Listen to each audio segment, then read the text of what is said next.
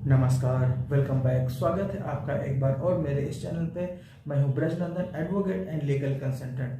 आप सभी लोग कैसे हैं? आशा करता हूं कि सभी मेरे व्यूअर और सब्सक्राइबर सभी लोग कुशल मंगल से होंगे और प्रभु की कृपा सभी पे बनी होगी।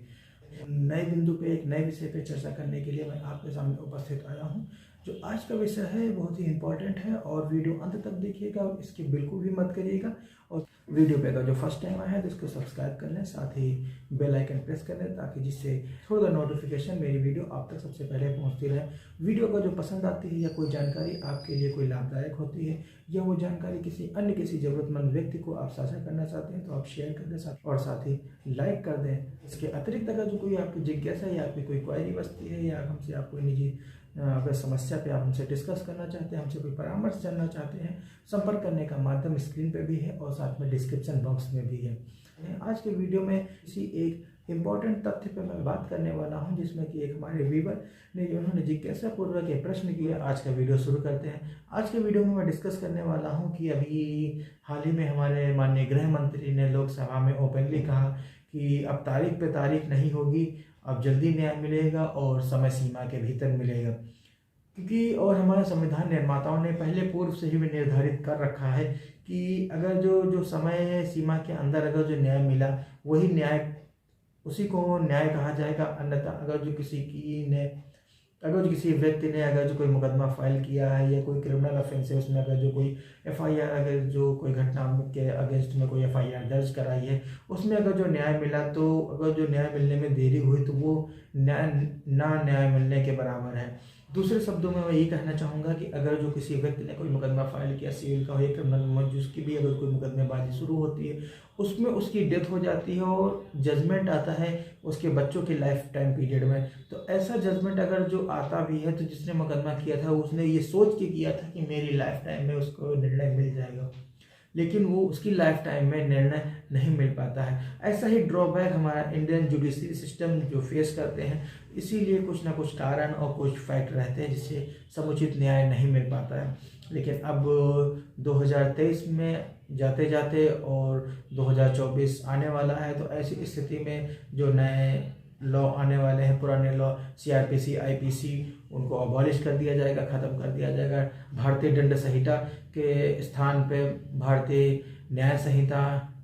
अंगीकृत कर लिया जाएगा और क्रिमिनल प्रोसीजर कोड की जगह पे भारतीय नागरिक सुरक्षा संहिता को अडॉप्ट कर लिया जाएगा। ये उसका स्थान ले लेगी। और साक्ष्य अधिनियम में जो भी धाराएं हैं उनको जो कम करके या ज़्यादा करके जैसा भी समुचित होगा उसको भी एक नए रूप में, नए अवतार में उसको अवतरित करने का प्रयास किया जाएगा। अभी तक कुछ कमियां, कुछ खामियां रही थी जिसके वजह से जो हमारा जुडिशियल सिस्टम था उतना परिपक्व रूप से निर्णय ले पाने में या जो ड्रॉबैक होता था उसको समझने में या उसको आगे ले जाने के लिए जो दिक्कतों का सामना करना पड़ता था, उन्हीं सारी दिक्कतों को दूर करने का हमारी जो माननीय मोदी जी की जो सरकार है वो दूर करने का प्रयास कर रही है। वर्तमान आईपीसी में जो भारतीय दंड संहिता है उसमें 511 अभी तक धाराएं होती हैं, जिसको अब नई जो भारतीय न्याय संहिता अवतरित होने वाली है उसमें केवल 368 धाराएं ही को सम्मिलित किया गया है। वो नई संहिता भारतीय न्याय संहिता है उसमें 358 धाराओं को सम्मिलित किया गया है। मतलब इसी सारी धाराओं में जो भी सारे अपराध होते थे सभी को इसी में संकलित करके स्पष्ट रूप से उसको परिभाषित करके प्रस्तुत किया गया हुआ है। जैसा कि अभी जो पुरानी हमारी जो सीआरपीसी में उसमें अभी ये निर्धारित नहीं हो पाता था कि जो पुलिस ऑफिसर है, जो आईओ है, वो कितने दिन में चार्जशीट प्रस्तुत करेगा माननीय न्यायालय के समक्ष, या माननीय न्यायालय कितने दिन के भीतर अपना जजमेंट या अपना निर्णय उसको सुना देगी एक कोर्ट में। और दूसरी चीज़ में ऐसे ही बहुत ड्रॉबैक जो अभी तक हमारी जो पुरानी सीआरपीसी आईपीसी में होते थे उन्हीं को दूर करने का प्रयास किया गया है, जो अभी नए संहिता 2024 में आने वाले हैं। हालांकि अभी तक जो तीनों कानून हैं लोकसभा से पास हो गए हैं, उनको राज्यसभा में बहस के लिए भेजा जा चुका है और उसको राष्ट्रपति की मुहर लगने के उपरांत ये पूरे भारत के भूभाग में लागू हो जाए। और इसके साथ में जो अभी तक पुरानी दंड प्रक्रिया संहिता में ये कहीं वर्णित नहीं है कि जो घटना घटित हुई है उसकी कोई वीडियोग्राफी कराई जाए या कोई उसके स्पॉट लिए जाए, वो हाँ अलग बात है, किसी में जो गंभीर प्रकृति के जो अपराध हैं उनमें लिया जाता है। लेकिन जो हमारी नई भारतीय नागरिक सुरक्षा संहिता है उसमें ये इसेंशियल रूप से उसको लागू कर दिया जाएगा कि कोई भी घटना कारित की गई है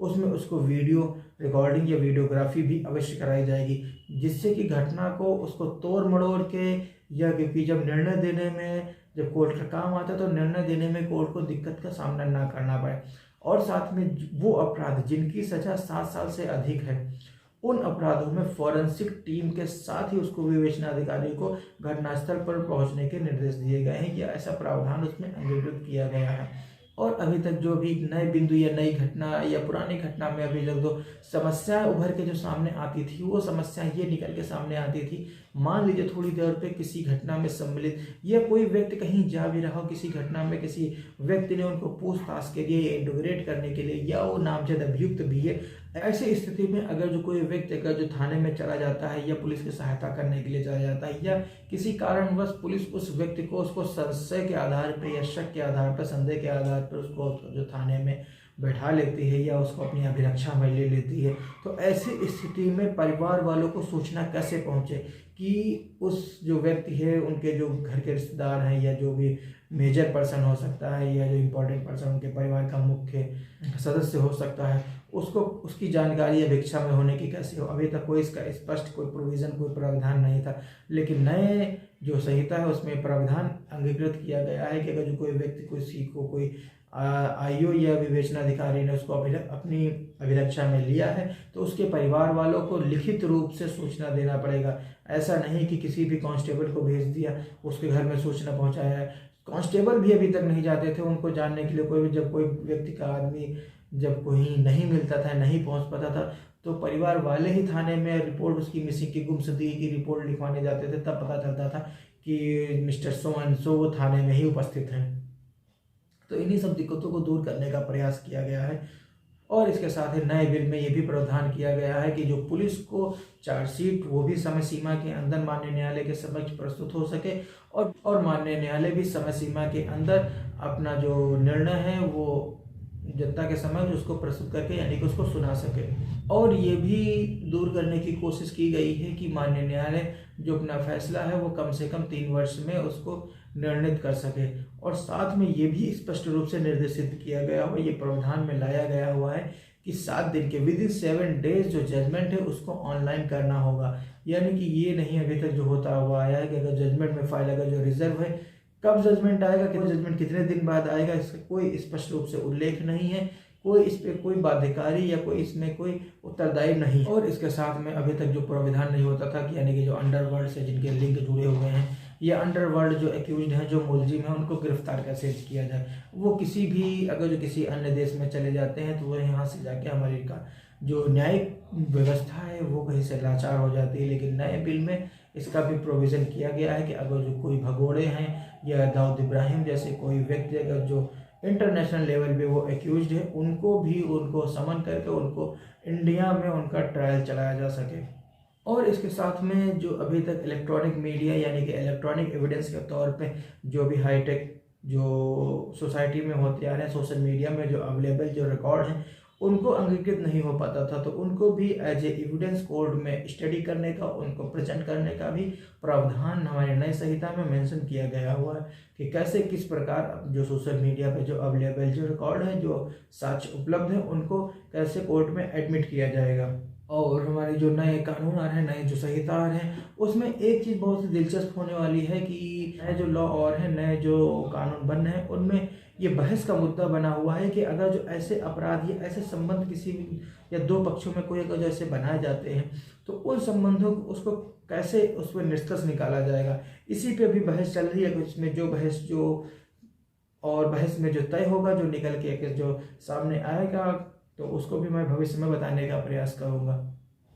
और नई संहिता में एक नया चीज़ इंपॉर्टेंट मिल के आया हुआ है कि अगर जो 12 साल से अगर जो बच्ची में अगर जो कोई रेप की कोई अगर जो घटना कारित की जाती है उसमें फांसी देने का भी प्रावधान को अंगीकृत किया गया है। और जो महिलाओं से और जो बच्चों से जो रिलेटेड जो ऑफेंस है, जो अपराध है, उनको अंडर सेक्शन 63 से लेके 99 तक उसको अंगीकृत किया गया है कि उसमें बताया गया कि किन किन अपराधों में क्या क्या सजा होगी।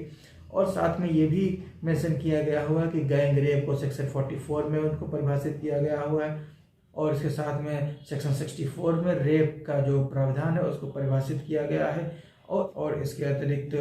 गैंग रेप को सेक्शन 70 में परिभाषित किया गया है। और साथ में ये स्पष्ट रूप से या उसको अवलोकित किया गया है कि जो 12 साल तक या उनसे छोटी जो बच्चियां हैं उनके रेप के मामले में उनको उम्र कैद या फांसी देने का भी प्रावधान को अंगीकृत किया गया है। आज का वीडियो यहीं तक है, मिलते हैं किसी एक और वीडियो में एक नई चर्चा के साथ एक नए विषय पर। और वीडियो में कोई कमी रह गई हो या कोई सुझाव देना चाहते हैं या आपके कोई मन में कोई जिज्ञासा है या कोई प्रश्न है तो हमसे कमेंट करके अवश्य बताएं, मैं उसको पूरा करने का प्रयास करूंगा। और हंसते रहिए, मुस्कुराते रहिए। वीडियो को अंत तक देखने के लिए प्रेम पूर्वक धन्यवाद। जय हिंद।